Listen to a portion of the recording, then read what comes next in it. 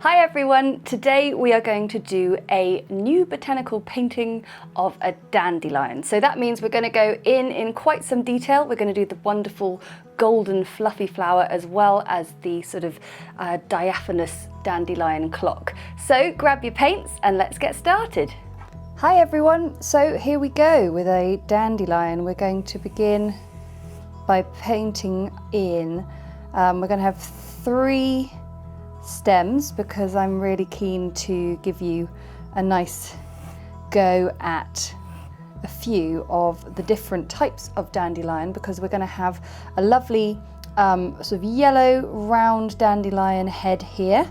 So my stem finishes there, but I'm also going to just very lightly in pencil draw in a radius sort of boundary of where my flower is going to go.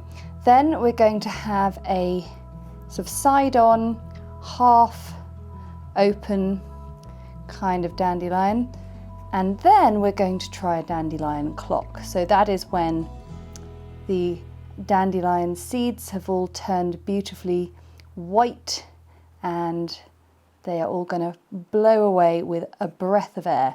So I've got a more circular kind of radius there. Then we'll have a few leaves. So let's get started. So I'm going to begin with the main of the dandelion. And I've got cadmium yellow here. And I am going to begin by doing a sort of rather pale and delicate outer layer.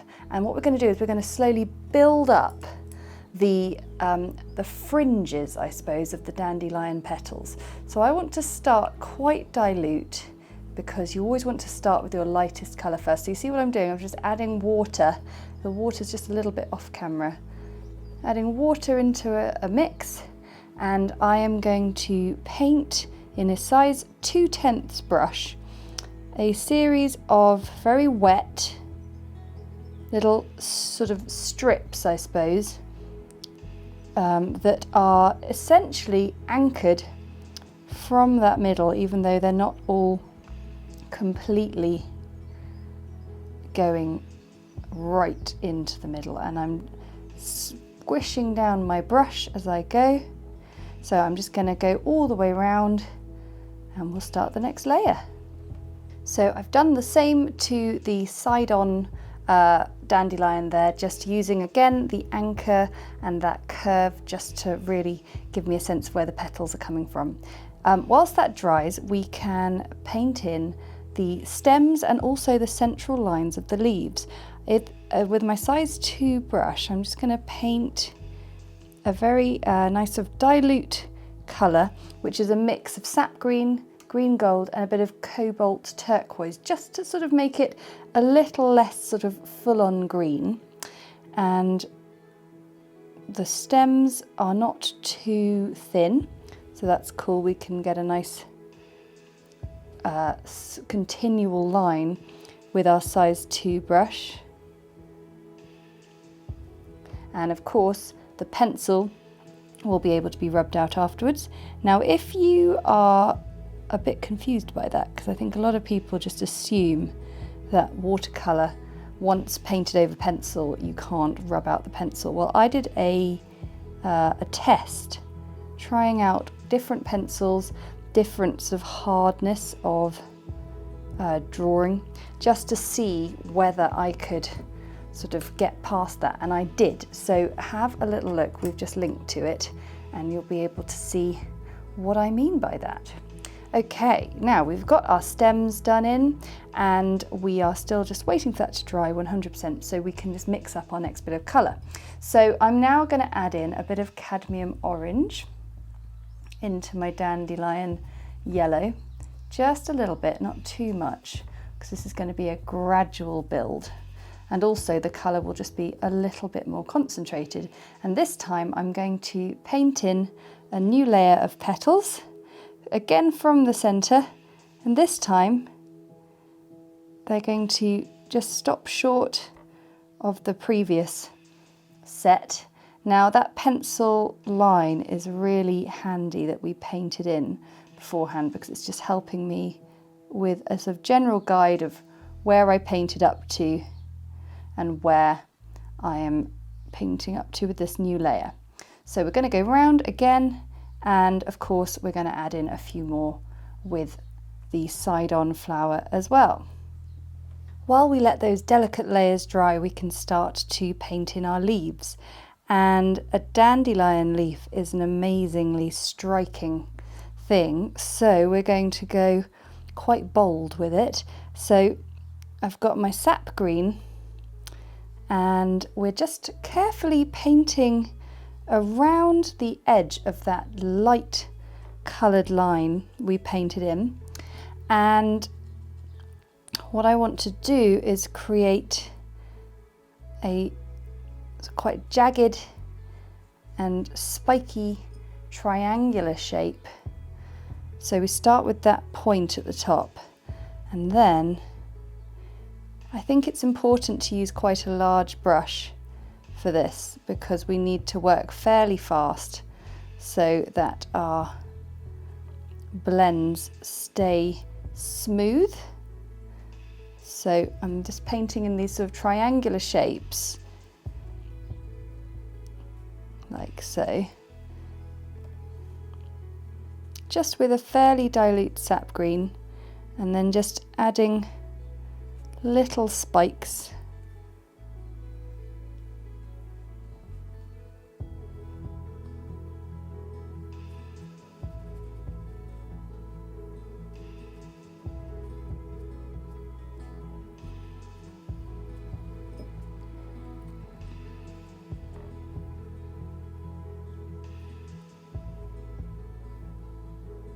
And these spikes are going to just start to tail off as we get towards the base. So by the end, we're just sort of outlining that green central vein up the leaf. We'll do one more. There we go. That's quite a fun way to achieve the sort of slightly intimidating dandelion leaf. So I'm just quickly getting in those last bits of green so we can add in those leaves and then get back to our dandelions. Time to head back to the dandelions. So let's get a bit more cadmium yellow and a bit more orange. And guess what? We're doing another layer. So just get my petals in, and this time they're getting shorter and they're starting to just curl up a fraction.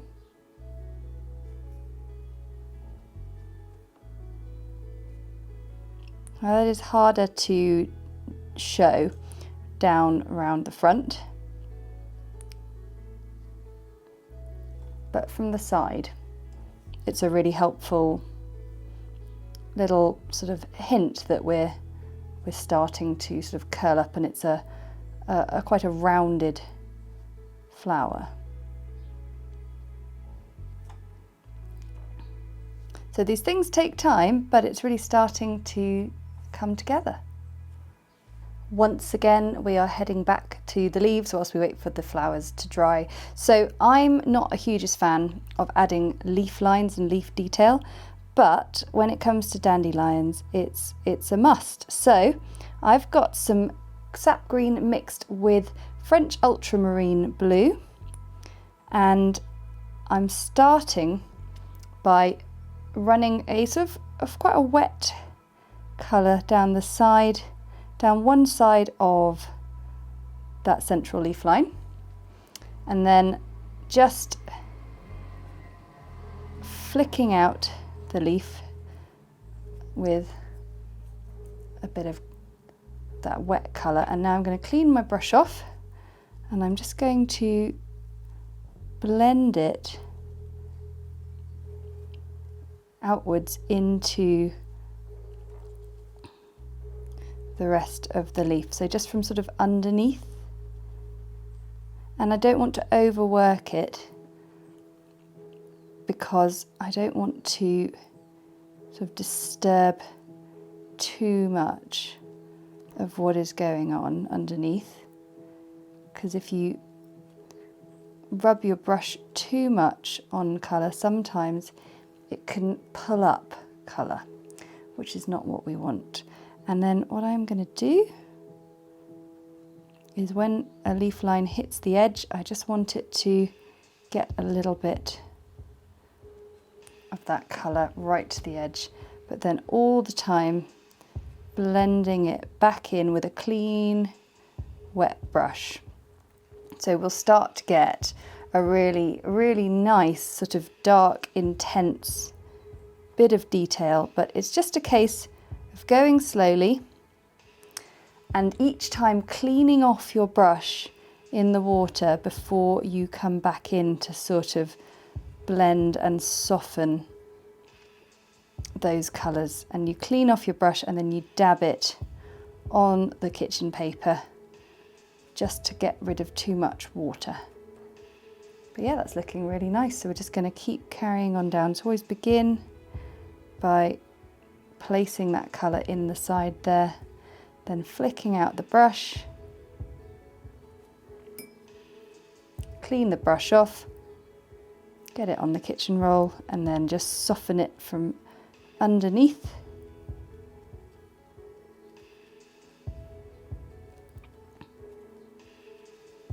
And then if it does link up to the edge of the leaf, to just be able to soften that as well. So it's quite a challenging process, but one that you are completely capable of doing, I am sure.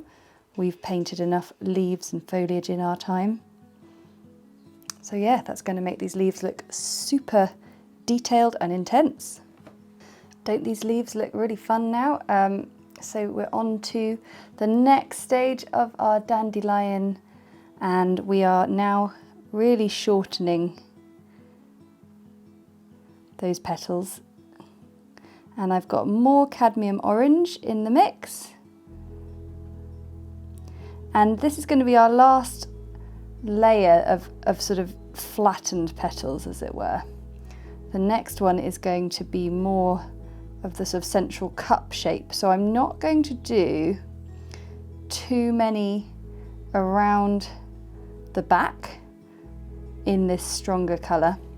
And the other thing I can start to do, whilst we wait for that to dry, is to use, with a 4/10 brush, I'm now going to go along the previous layers with this colour and just do a little bit of an accent just along this sort of bottom half. And I don't want it to be too over the top, but it's just really going to help these petals give us a sense of the sort of roundness of the dandelion.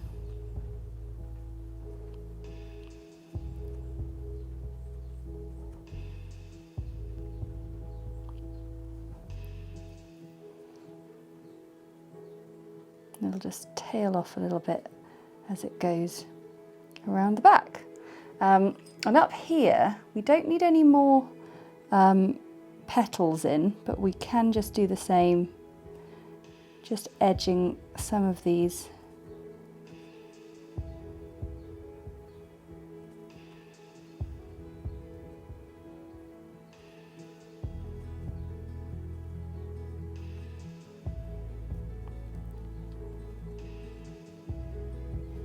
Just really helped with the detail.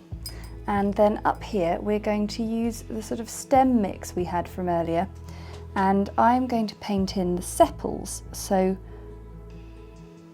painting down, starting with the tip of the brush to get that nice point, and I'm just going to use this curved shape that the petals have been sat in.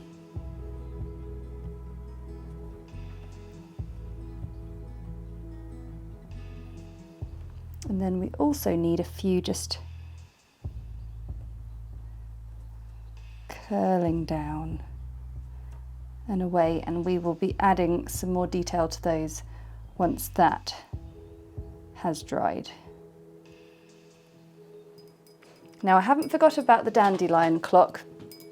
It's just something that is quite an undertaking. So let's begin with a really dilute bit of stem. We'll bring that up into there. And then we need some shadowy colour. So here is some French Ultramarine blue from the other end of the palette and some burnt sienna.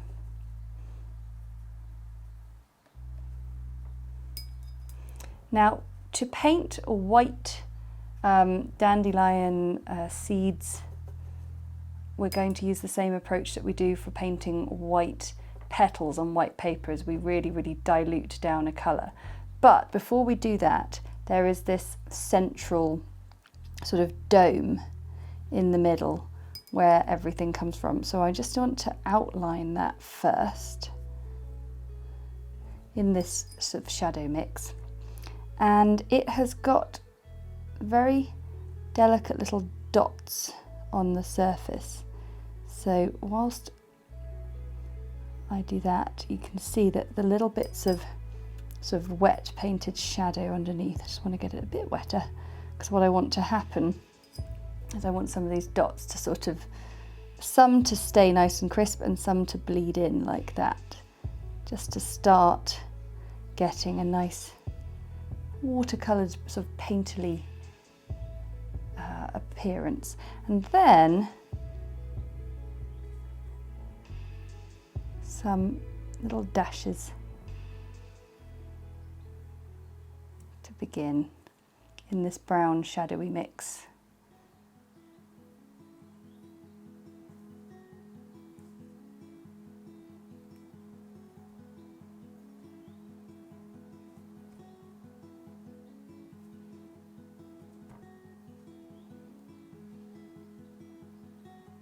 Going to get a little bit more blue to get a really dark sort of inky colour, just to get in at the base there.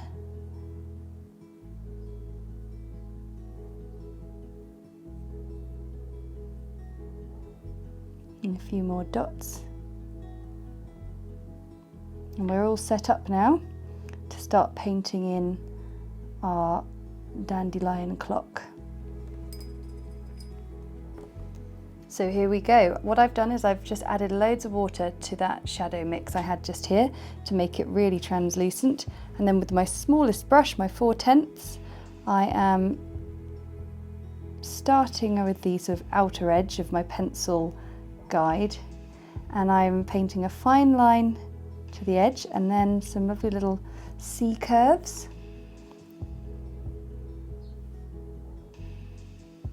And I'm going to begin with these outer, sort of the ones at the peripheries. And so these little sort of stars that I'm painting, they're quite a sort of squashed, flattened appearance at the edge.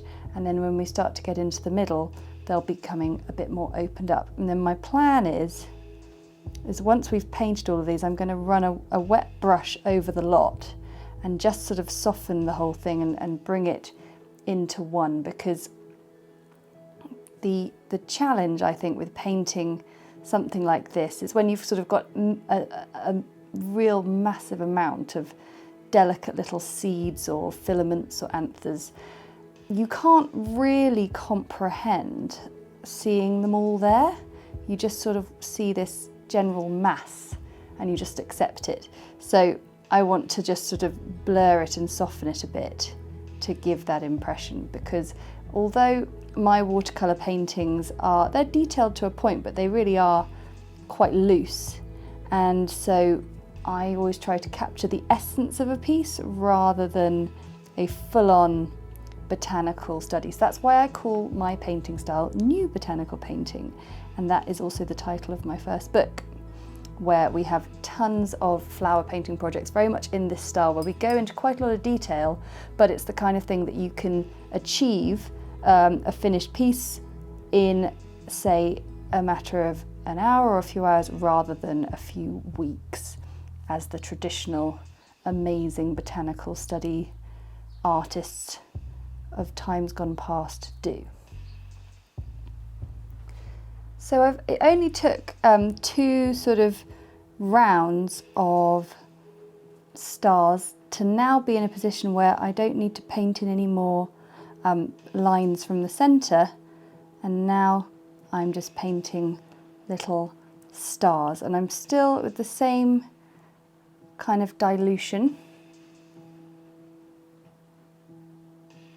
and my stars are a little bit less squashed, they're a bit more open now,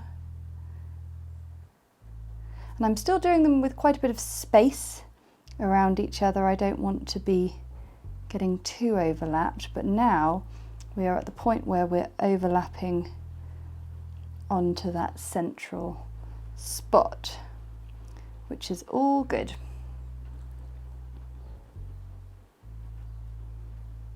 Okay, now this is possibly a risk, but it's one I'm willing to take. So I've got a larger brush, a size 4, clean wet brush, but not overly wet. I've dabbed it on here, and I'm now just going to soften this with a few sweeps of the brush, and now I'm going to take a tiny bit of shadow, and I just want to get a little bit of that in there, and then what I can do is I can just use the point of that brush to just get the shadow with some lovely little dashes,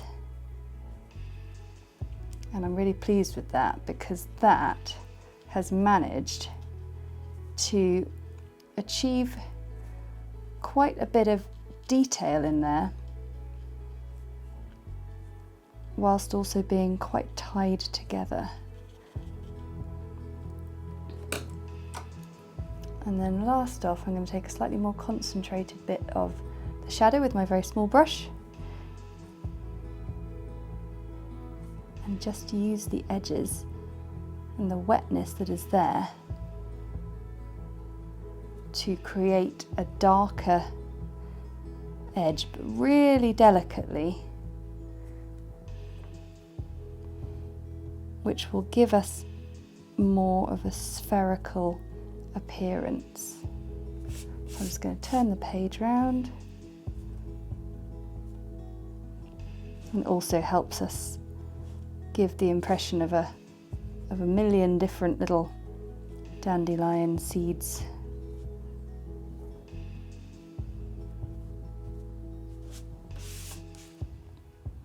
Oh, I'm pleased with that.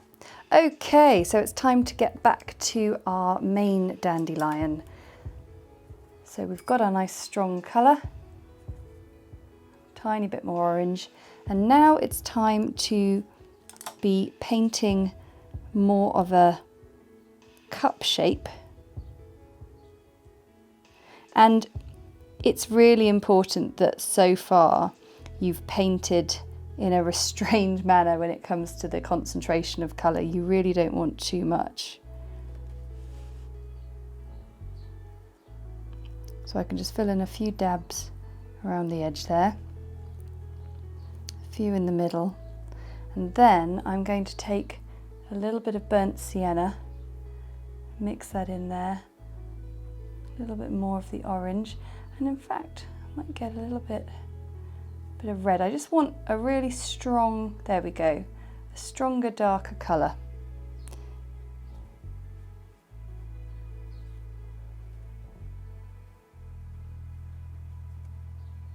To both sort of create the base of that cup and also give those petals just a little bit around the edge. Whilst we're waiting for that to dry, we can get this done. Getting my nice shadowy colour that we used on the leaves. If I just turn the page,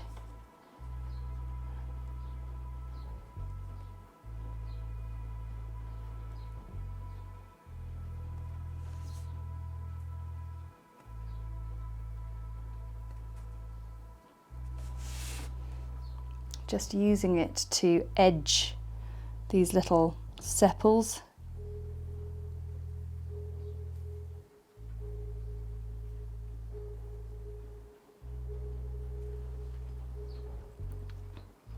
And that's looking really nice. And then again, we need a little bit of that shadowy colour to give our stems a little bit of a finesse. So I'm going to use my smallest brush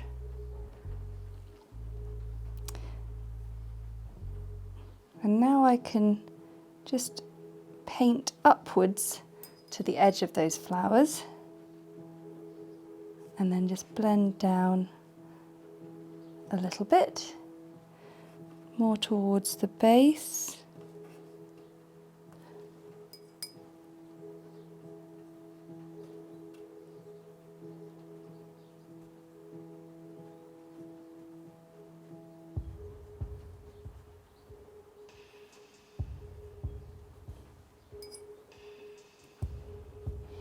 The other cool thing is you can just sort of even up a wobbly stem if you had a wobbly one.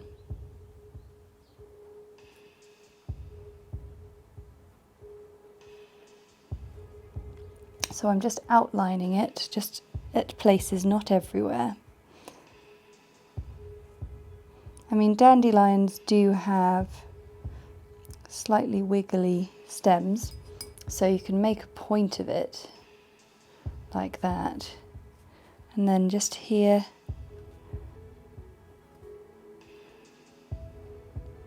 use it just as it's tucking in behind the leaf.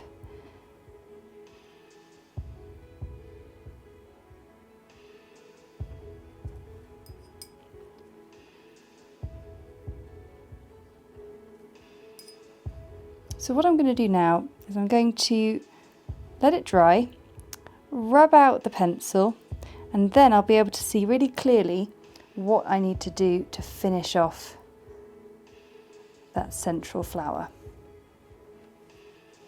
So finishing touches, and I've just left a little bit of pencil in just the base here so I can make sure I'm being accurate with where the center point of my flower is, but I'm just using the brown mix to just give a little bit more definition to that central flower. And the other thing I'm going to do is just add a tiny bit of shadow down in the middle there.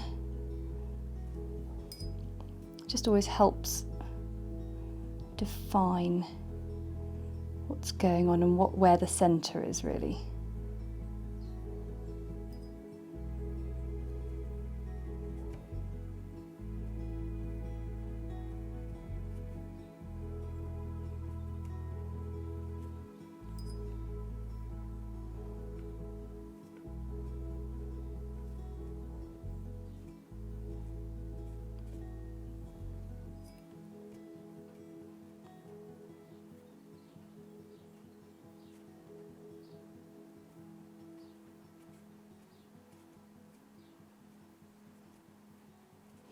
So the fun of this is watercolour is all about layers, and you just start to see what was a rather loose looking piece at the beginning suddenly come to life. And if you want, you can just do the tiniest bit of shadow around the tips of the edge if you can't even really see them, which I'm struggling to be honest. It just helps there, and then we'll do a little bit around the edge there. So what we've got here then is a dandelion that has shown you a number of angles and the stages of this beautiful flower, and then we couldn't leave it without giving that dandelion clock a gust of wind.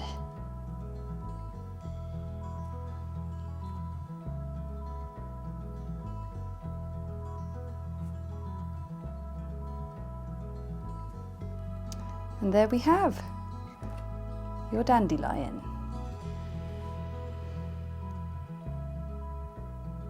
thanks so much for watching. I really hope you enjoyed that one. I want to say a big thank you to my patrons, because with that support it enables me to keep creating these videos that everyone can enjoy. And if you enjoyed it, then hit the like button and comment below to let me know how you're getting on. And of course, if you subscribe, then you'll never miss another video. Until next time, bye!